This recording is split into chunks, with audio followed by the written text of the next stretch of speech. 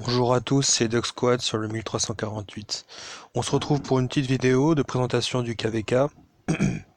Donc actuellement chez moi le KVK a commencé il y a quelques jours. Donc nous sommes au stage 3. Ces stages vont nous permettre de classer notre royaume pour avoir des bonus,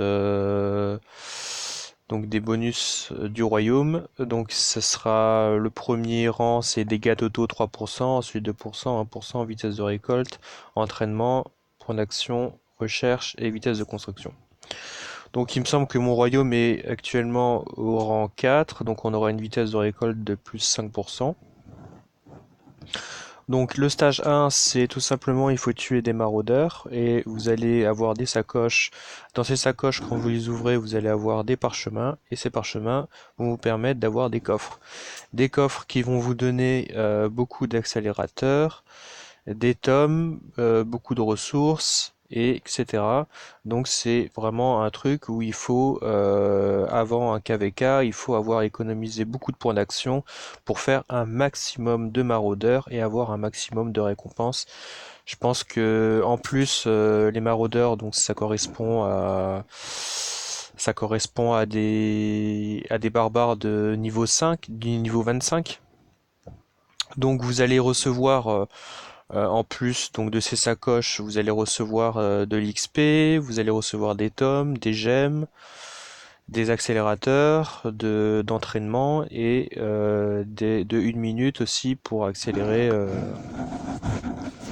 en fin de en fin d'accélération de vos troupes ou de recherche, etc. Donc le stage 1 maraudeur, donc veuillez économiser beaucoup de PA avant un KVK, ça c'est hyper important. Ne faites pas que d'efforts pendant tout le temps, économisez bien vos PA ou 30 PA. Vous pouvez aussi acheter le trésor du roi, qui est le coffre journalier avec KO, qui va vous donner 500 PA. Donc par jour, c'est pas mal. Si vous voulez monter en même temps KO, vous pouvez l'acheter tous les jours et essayer d'avoir des sculptures de KO. Ensuite, le stage 2, c'est tout simplement entraînement de troupes. Donc, le stage 1 est indépendant du stage 2 et du stage 3. Donc, le stage 1, vous avez un certain score qui va vous classer, qui va vous permettre d'avoir des sculptures, hein. Le premier rang, c'est 60 sculptures de légendaires. Donc, c'est vraiment pas mal du tout. En plus des rewards qui sont pas mal dans les sacoches et les parchemins. Donc le stage 1, ça c'est fait. Le stage 2, il va falloir entraîner les troupes. Donc moi j'ai entraîné à peu près 1,2 million. J'ai fait 1,2 million de points. Sachant que bon moi j'ai que du T4. Et le T4 c'est 4 points par unité. Donc voilà, je sais pas exactement combien de troupes j'ai fait, mais c'est pas trop mal, sachant que je suis quasiment free to play, donc voilà. Et ça, c'est grâce aussi aux accélérateurs que j'ai reçus au stage 1 avec les maraudeurs. Et le stage 3 qui est combiné avec le stage 2. Et donc le stage 3, il faut tout simplement aller tuer des forts, donc ce qu'on appelle campement de maraudeurs. Et donc ici, vous avez aussi des rewards. Alors il me semble que voilà, on détruit un camp de maraudeurs, vous avez 10 000 points. Donc voilà. Donc moi j'ai 280 000 points, donc j'en ai fait 28 d'efforts. Et il y a jusqu'à 3 millions les rewards. Bon, elles sont pas super ouf, hein. Mais bon, quand on est free to play, ben 500 gemmes, c'est toujours ça de prix. On peut s'acheter des accélérateurs, on est content. Et donc ensuite, il y aura les autres stages, donc on en parlera par la suite. Donc pour bien préparer son KVK, il faut évidemment beaucoup de points d'action, surtout que nous, on a eu pendant le stage 2, on a eu aussi le Karuak. Donc là, il faut beaucoup de points d'action pour aller aider ses copains à tuer les Karuak, etc. Euh, voilà, et ensuite il faut aussi des points d'action pour aller péter les maraudeurs les campements de maraudeurs. Donc il faut bien garder des points d'action. Moi, il y en a dans mon alliance qui ont plus de points d'action. Après le stage 1, avoir tué les maraudeurs, donc c'est un peu dommage. Surtout que les rewards sont vraiment très très intéressants pendant le stage 1 et pendant le stage 3 également, où vous allez pouvoir avoir pas mal de rewards, un peu plus que d'habitude, que d'efforts habituels, en niveau de ressources, d'accélérateurs et de tomes de savoir. Donc voilà, c'est le début du KVK, donc une chose à faire, c'est bien économiser ses points d'action. Ensuite, on va parler un peu des commandants, pour ceux qui s'y intéressent un peu plus, pour avancer dans le jeu. Donc en général, il y a toujours un commandant au grand gouverneur qui sort et un commandant à la roue. Donc en général, les commandants roue et gouverneur se couplent très très bien, font de très bonnes paires. Donc, alors au début du jeu, vous avez le grand gouverneur de César. Donc César, il n'y a pas de roue avec, parce que c'est le début du jeu. Ensuite, par contre, vous aurez par la suite Richard et Martel. Donc Richard et Martel, c'est un couple qui marche très bien en infanterie. Donc ça, voilà. Ensuite, vous avez, après Martel, vous avez le Cid et il y a Lee Se-young. Donc, Lee Se-young, qui, alors je vous conseille vraiment, c'est un très très bon commandant à monter. Moi, je l'ai pas monté parce que bon, je suis quasiment free-to-play, donc c'est compliqué. Mais je paye un peu. Mais voilà, donc il est quasiment pas monté. J'ai fait un peu la roue, mais j'ai que son premier skill à 2. Donc Lee Se-young, le Cid, bah voilà, ça se couple très bien aussi. Le meilleur, ça sera par la suite Edouard. Bon, il n'est pas encore sorti sur notre serveur, mais Edouard et Lee Se-young sont vraiment très très très forts. Donc après le Cid et Lee Se-young, vous avez Gengis Khan et Saladin. Donc Gengis Khan, c'est celui-ci. Donc un commandant qui est extrêmement fort, qui se trouvera à la roue, et Saladin qui se trouvera au grand gouverneur. Après ça, vous avez Constantin au grand gouverneur et Alexandre le Grand à la roue.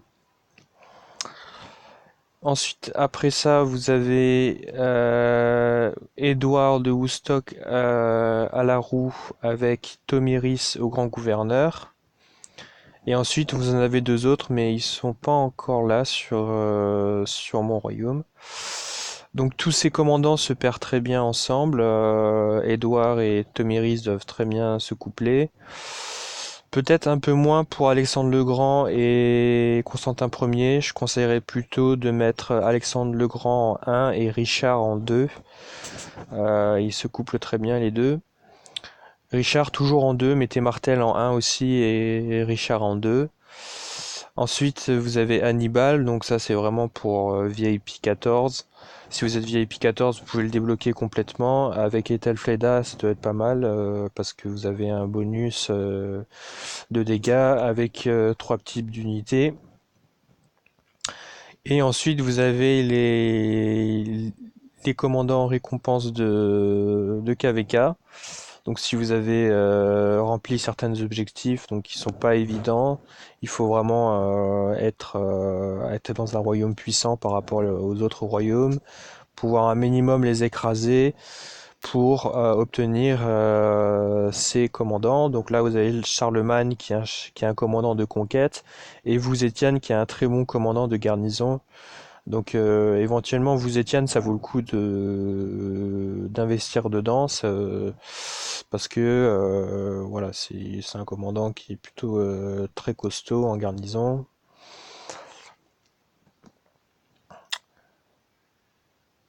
Voilà. Donc voilà pour les paires de commandants. Euh, En épique, évidemment, vous avez pas, on n'a pas beaucoup de commandants, donc on attend toujours une mise à jour pour que des commandants épiques sortent.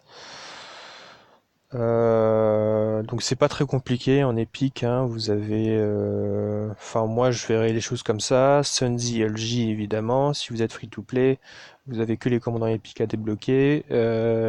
Pelage Baybar. Alors vous avez Ethelfleda aussi en free to play, donc Ethelfleda vous pouvez la mettre avec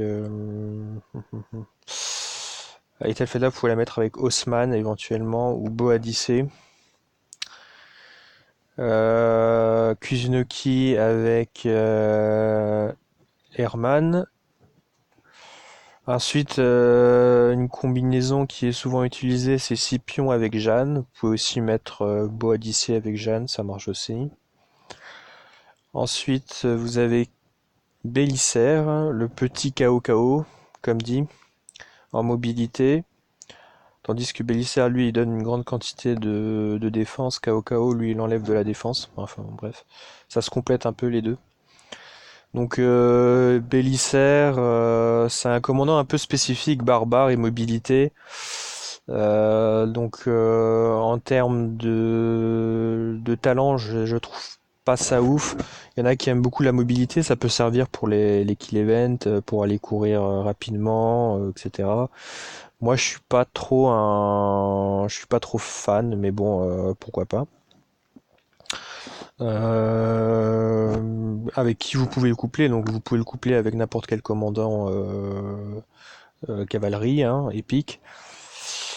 Euh, le mieux c'est avec évidemment Pélage, vous pouvez le mettre aussi avec Baybar, pourquoi pas. Mais si vous le mettez en 1, c'est vraiment pour aller courir, hein, pour aller taper des farms en farm pendant un KVK ou alors même pendant un kill event sur votre royaume. Vous pouvez vous amuser comme ça. Ensuite, César, donc qui est pas trop utilisé par la suite. On va passer à Frédéric. Donc a priori, Frédéric est un très bon commandant, mais c'est un commandant qui est réservé aux pay to win et même aux assez gros pay to win, parce que c'est un peu le commandant luxe, hein. C'est un commandant donc qui accepte tout type de troupes. Donc leadership, conquête, compétence. Donc c'est vrai que étant donné qu'il a le talent compétence, il est pas trop mal. Mais